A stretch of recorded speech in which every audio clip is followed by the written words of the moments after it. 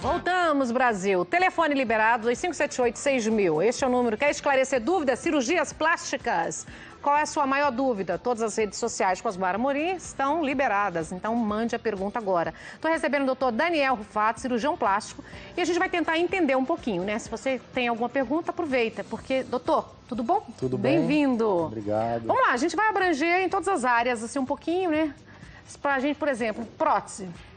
De quanto em quanto tempo, porque a gente sabe as próteses antigas, mas agora estão modernas. Isso. Quanto tempo tem que ser trocada?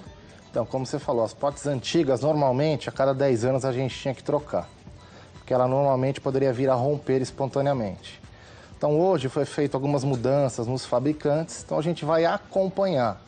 Então, a gente tem alguns exames que a gente pode fazer, como ultrassom, mamografia, ressonância, onde a gente pode ver como está o estado da prótese e ela estando íntegra, não há necessidade de você fazer a troca. Você vai fazer um acompanhamento. Certo, mas então agora ela dura quanto tempo? Não tem uma data assim que Porque agora falaram que era 20 anos? A gente vai acompanhar. Estando tudo bem com a prótese, os exames mostrando que está tudo em ordem, não há necessidade da gente fazer a troca da prótese. Essa nova texturizada? Isso. Implante, por cima do músculo ou abaixo do músculo, nos seios? Então, o que determina isso é a quantidade de tecido mamário de cada paciente.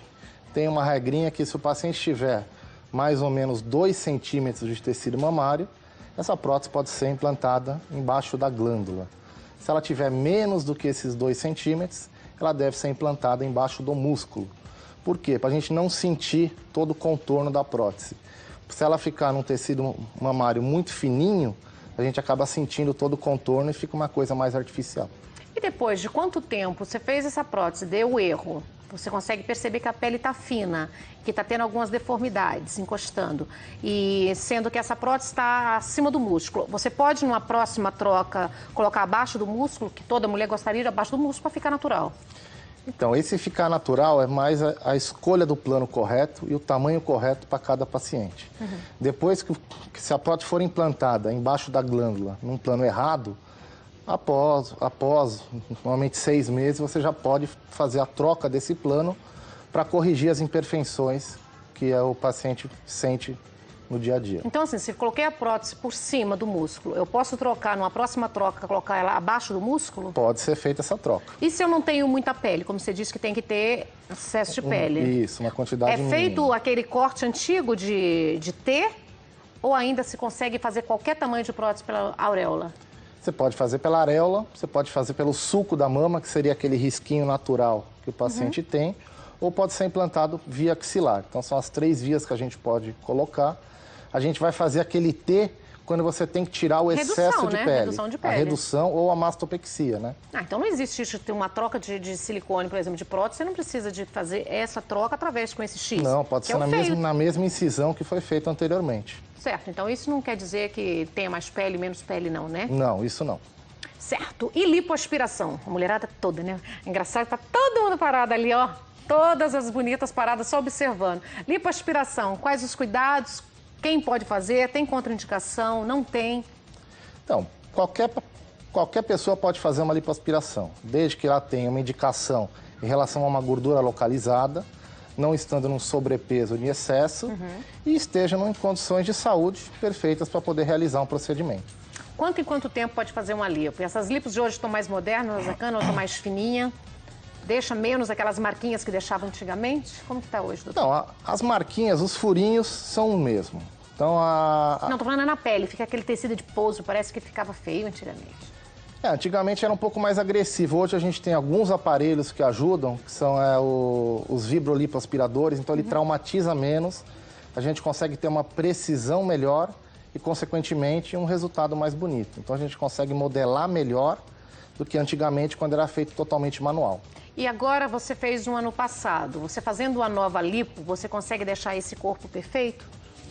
Ou o que já foi agredido uma vez? O grande problema de realizar um novo procedimento de uma lipo são as fibroses que ficam da primeira cirurgia.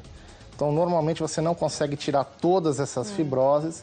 Então, é importante o paciente ter uma vida saudável, com uma dieta alimentar, fazer um exercício físico, porque a lipo ela não é regime. Solução, não é regime. E sim, é um procedimento cirúrgico que tem os seus riscos, né? Claro, geralmente você pega para alguns locais só, né? Isso, com certeza. O povo quer ficar moldado, né? É verdade. Alô? Boa tarde, Boa tarde, com quem falo? com a Tatiane. Oi, Tati, tá falando de onde? Estou falando de São Paulo. Bem-vinda. Quer fazer uma pergunta? Sim. Tá à vontade. Gostaria de perguntar para o doutor que, assim, quem tem queloide pode estar fazendo uma cirurgia de silicone? Boa tarde, Tatiane. Então, o queloide, ele é um problema genético do paciente. Então, qualquer cirurgia que for feita, qualquer incisão, pode se transformar num queloide. Tem tratamentos para tentar minimizar, mas não tem como o médico garantir que um queloide não vai surgir. Então, tem um risco e é um risco que o paciente tem que conversar com o seu médico. Mas não tem aquela injeçãozinha que durante a cirurgia já aplica também, doutor? Então, normalmente essa injeção é aplicada depois, que seria um corticoide, né? Já dá uma aliviada, mas né? a gente vai tratar, a gente vai usar essa injeção se o queloide estiver sendo formado. O tratamento para tentar evitar seria um tratamento chamado beta-terapia, que é feito logo após o procedimento, no dia seguinte. Então já tem uma chance, né, de Tem uma melhorar, chance, amenizar, né? isso. Certo. Diga, Osmar, tem perguntas? Doutor Daniel, sim, a Marcela de Franca, interior de São Paulo, ela gostaria de saber se todas as próteses precisam ser trocadas. Uma amiga disse que não precisa ser trocada, a que ela colocou recentemente. Então, conforme eu já tinha conversado com a 10 Nani, anos, gato. pode ser a necessidade de ser trocada ou não. Hoje a gente vai acompanhar. A durabilidade hoje não tem um prazo definido.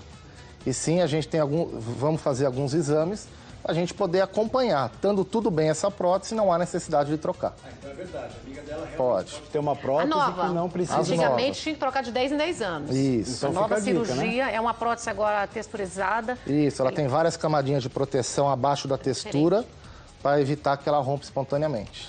Certo. Diga, Osmar. Mais pergunta, o Alexandre Souto, do Rio de Janeiro, ele pergunta, de Copacabana, um abraço para o Rio de Janeiro, qualquer mulher pode colocar um implante de silicone, uma prótese?